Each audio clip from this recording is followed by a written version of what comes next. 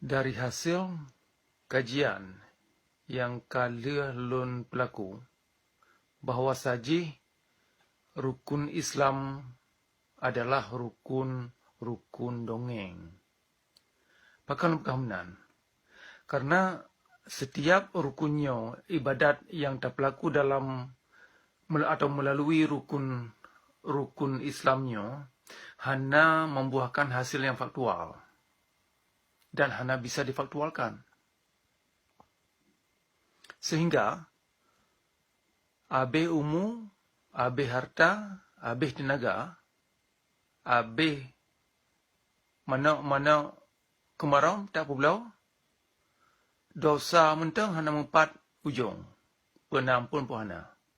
Baiklah anda pegah kondisi jannah berkiban. Ya kan? Ya kan, abe lampu tak pegala, abe tanah belang tak pulau, haji, wow haji, syurga tampan.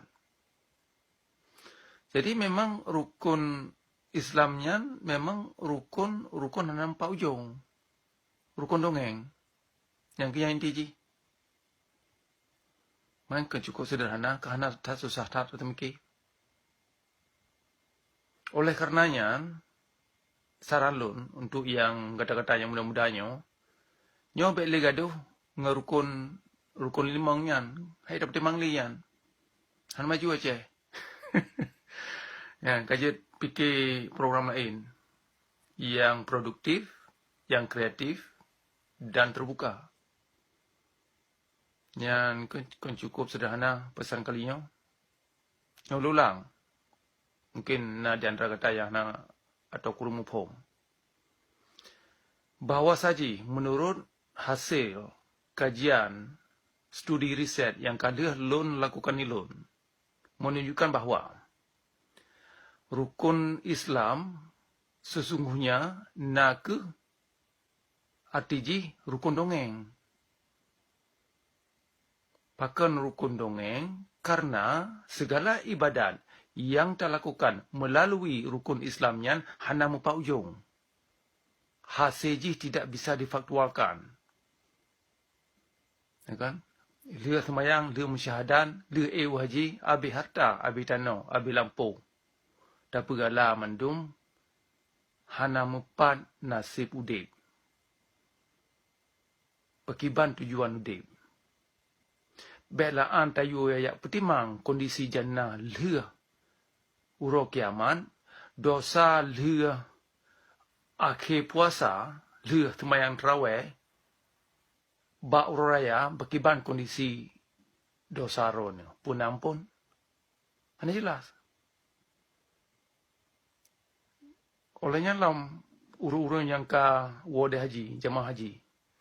Katanya mak urunyan, tapi katanya mak urunyan. Kiban kondisi jannah ron atau kondisi puadron ka suci, nuwa dari tanah suci. Hanya jelas. Kebiasaan jelas. Yang urusan yang memang hanya jelas.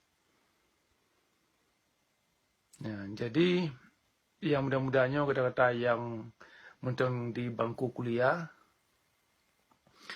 nyo kajian ci resapi yang pegahnya dengan kepala dingin. Kan dengan emosi. Tapi ni kaji kerau ni.